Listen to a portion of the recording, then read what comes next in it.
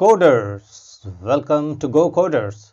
So in this video, I'll be talking about Spring Framework and of course, Spring Framework 5 in particular and definitely Spring Boot. So here you can see we are in the website spring.io, right, in the address bar.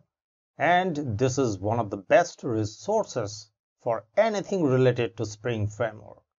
So the first question I want to answer is why Spring? And you can see in the website there is a button very much in bold that mentions why Spring.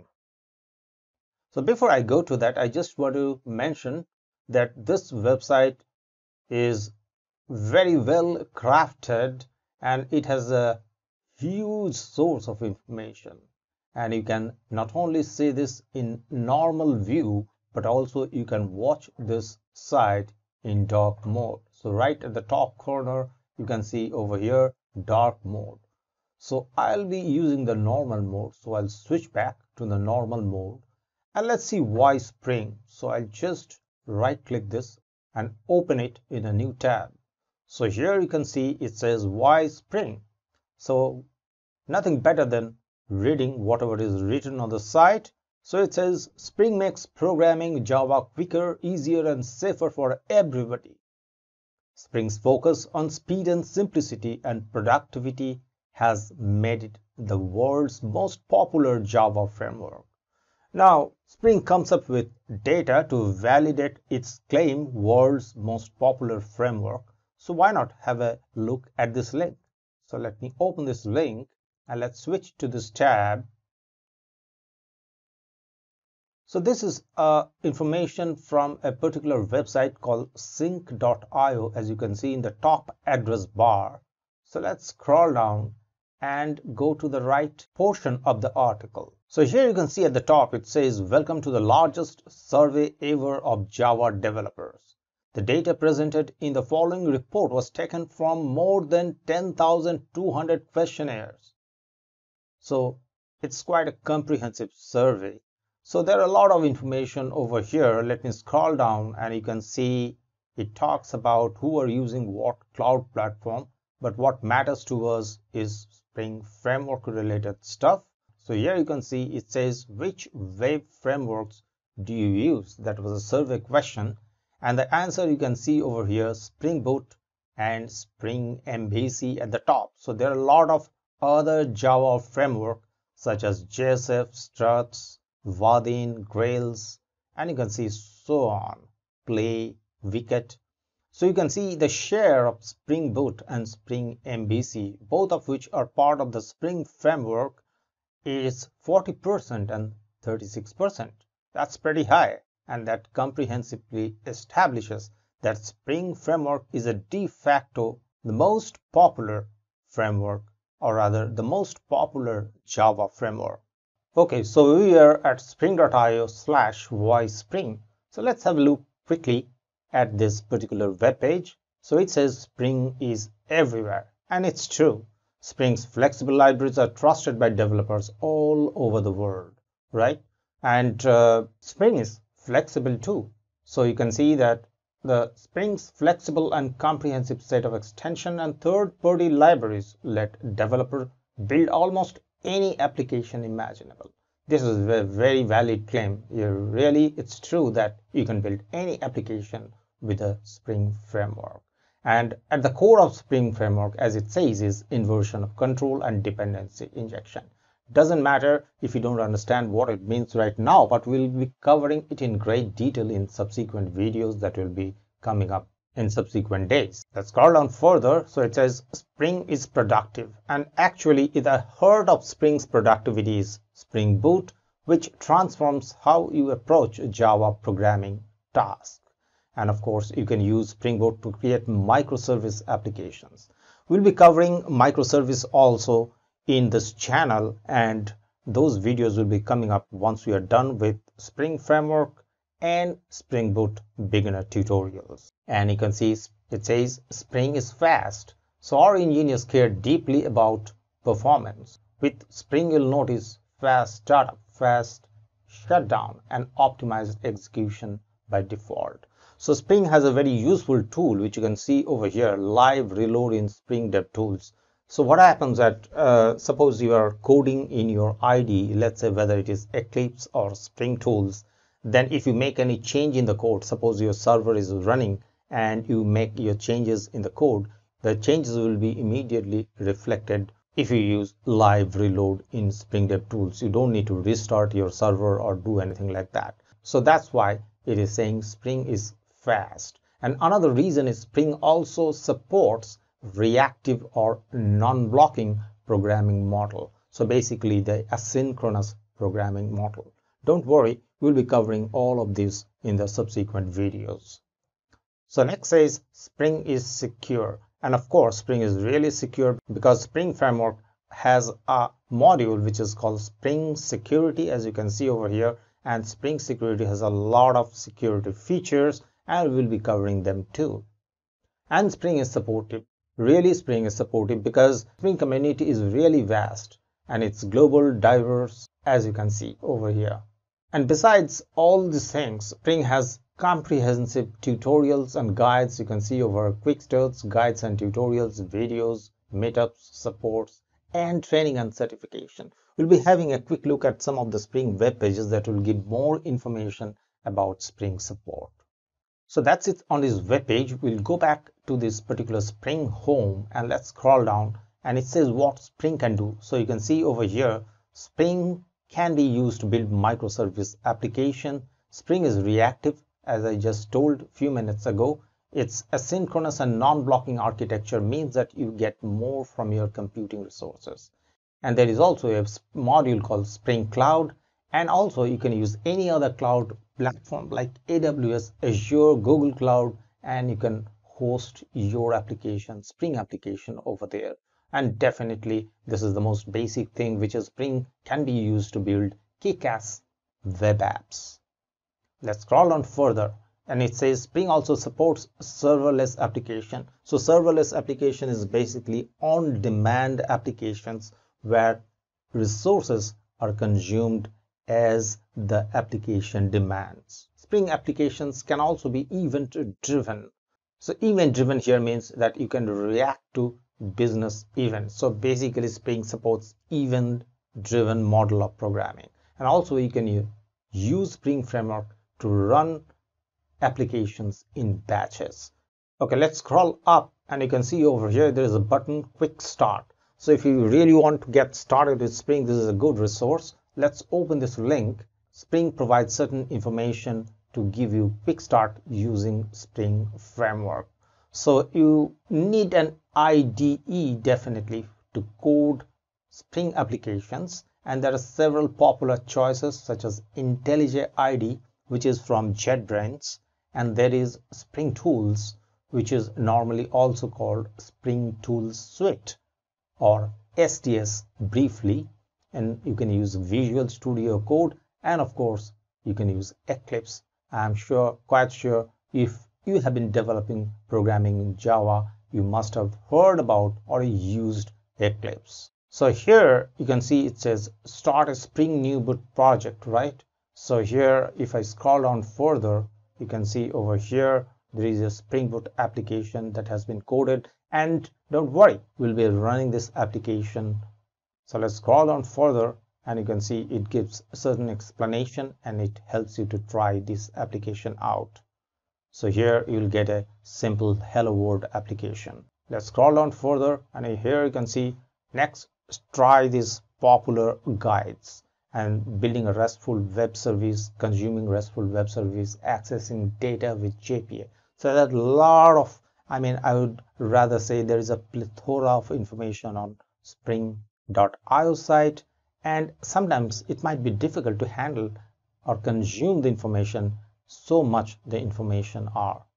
So let's close these links and we'll come back to Spring Home and we'll have a quick look at the other header menus. So here you can see why Spring, and we have just briefly gone through all these sub menus, and here you can see it says learn. So if I just click on learn and overview, here you can see he's a big proponent of Spring.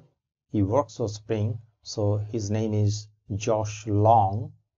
So let's scroll down a bit. You can see new to Spring Start here. So here you will see the Spring Quick Start guide also here.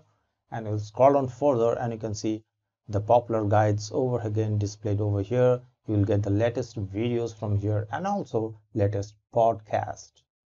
So the quick start link is also available here. The guides are available here and also the blog, the Spring blog. This is really a rich source of information related to Spring framework. So you can see this is a menu projects and here there are a lot of projects going under the aegis of Spring framework such as Spring Boot, Spring Framework, Spring Cloud, and Spring Data, Spring Integration, Spring Batch, Spring Security, and so on. Here you'll also get the link related to development tools. So if I click on this Spring Tools 4 and also Spring Initializer, you can see over here the Spring Tools. So this is usually known as STS in brief or the Spring Tools suite. So we'll be using Spring Tools 4 in these videos.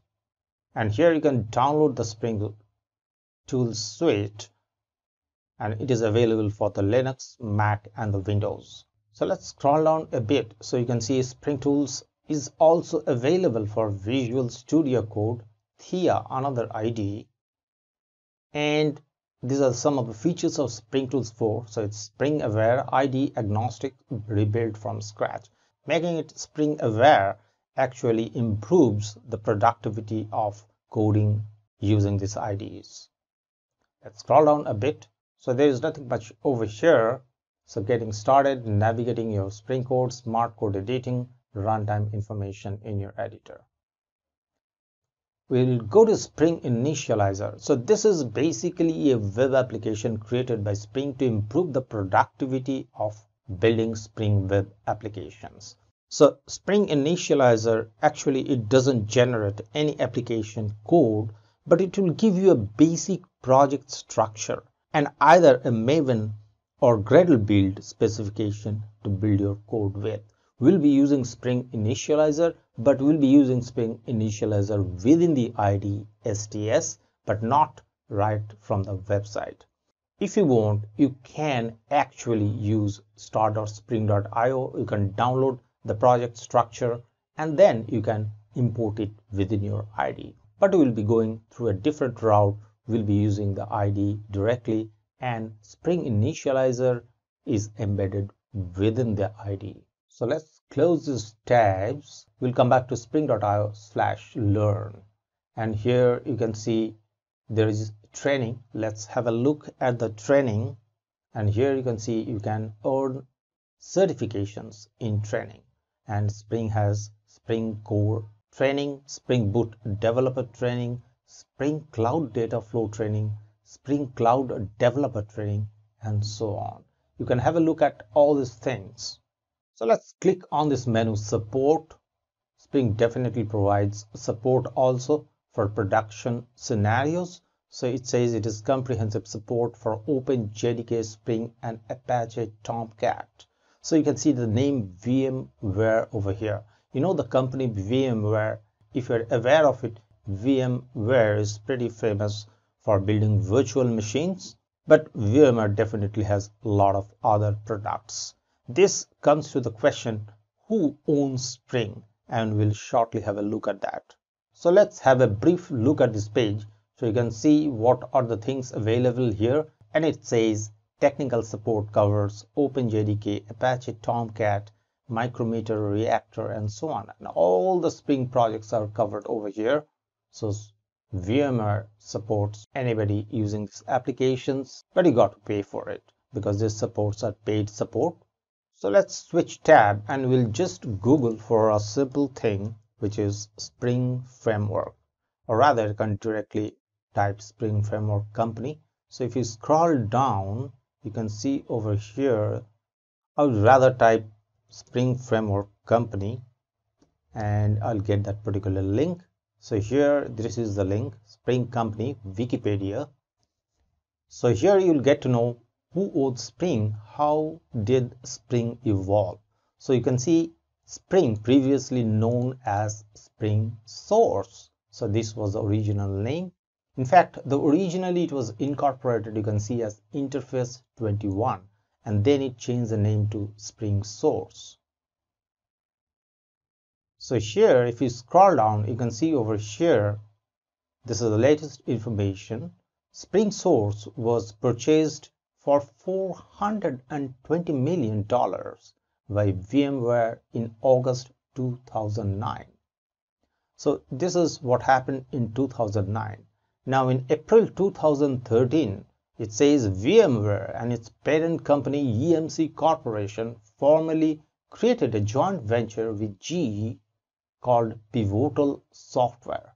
So GE is General Electric. I'm quite sure you have heard the name of General Electric.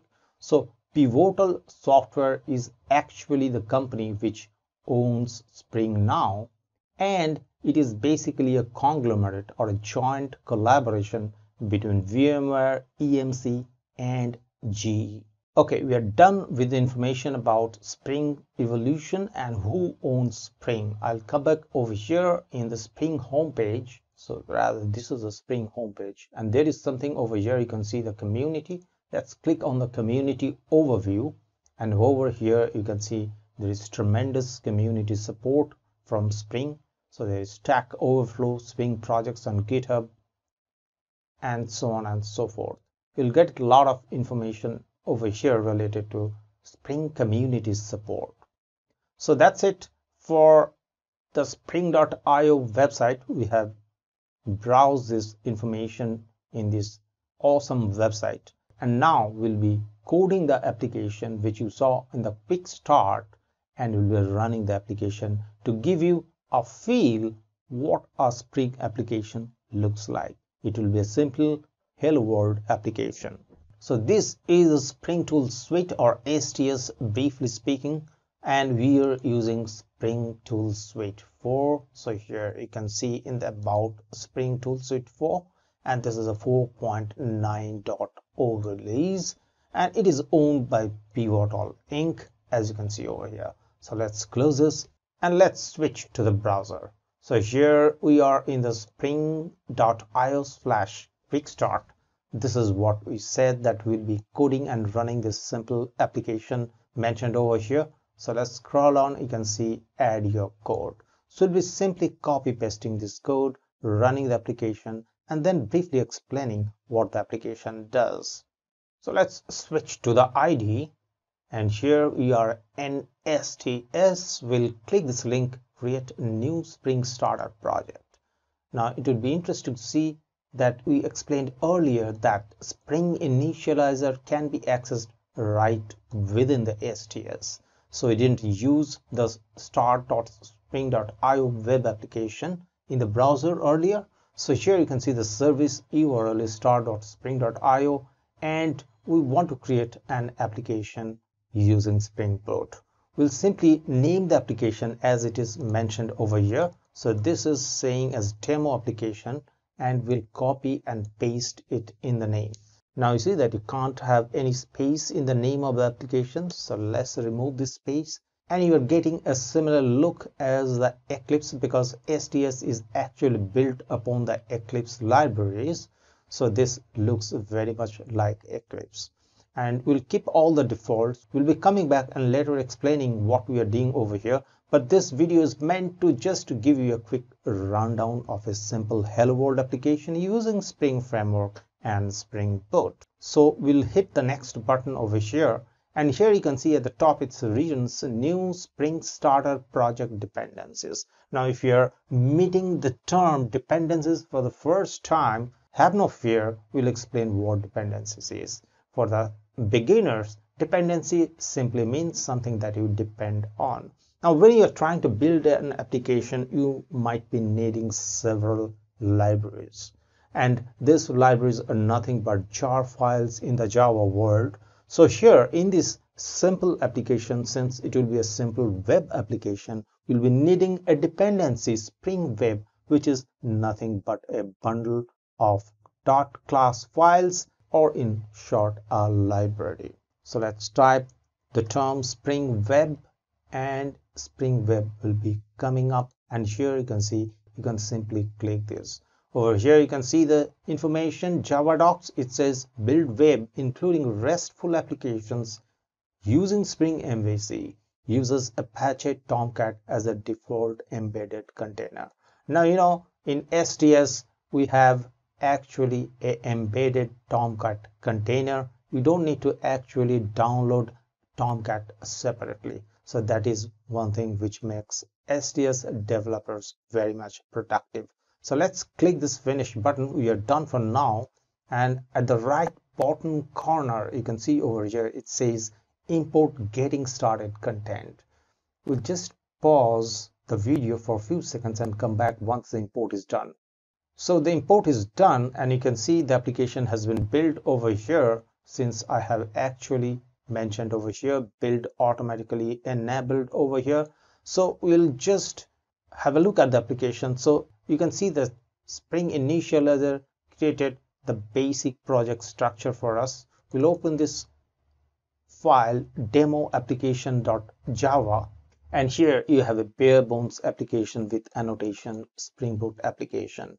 Now, if you don't understand what annotation is, we'll be covering annotation briefly, but if you're aware of annotation, then we'll be covering all the Spring annotations one by one. So this is the application that we need to modify. So we'll switch to the browser and copy the code from there and paste it here, and then build and run the application. So let's switch to the browser, and we have named the application as demo application, and even the package is com.example.demo. So we'll simply copy the entire code, including the import statements, and we'll switch back to our IDE. So here we are, and we'll simply copy, paste the code. We'll format the code a bit, we'll save and run the application. So we'll just go over here in run as, and we'll run as Spring Boot app. We need to select the application first and then run as Spring Boot app.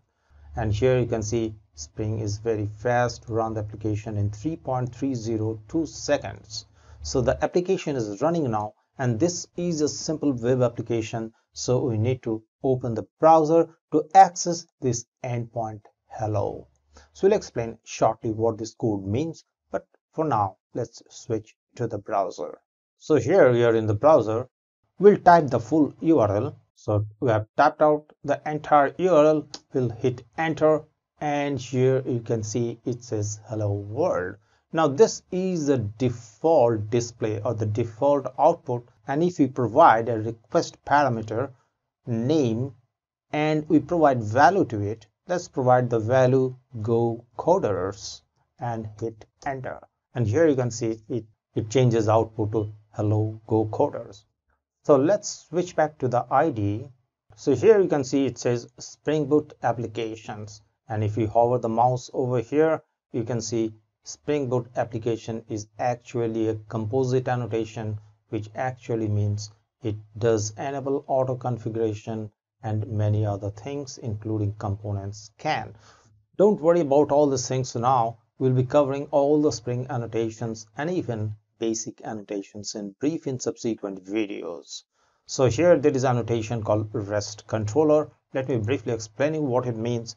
The REST controller annotation tells Spring that this is an endpoint which is /hello, and it should be available in the browser. So when you're typing http localhost :8080/hello, the REST controller is making the output available to us. And here is an annotation which is get mapping. So even if you hover the browser over here, you can see certain information. It says annotation for mapping http get request onto specific handler methods.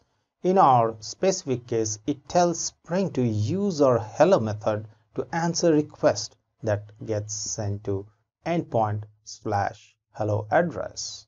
And you can see the request param annotation. So it is nothing but providing us a request parameter, and it tells Spring that you will get a parameter named name in the request, and it should display it in the output. And if it is not there, then you should use the default value, which is world. So the entire output is hello world.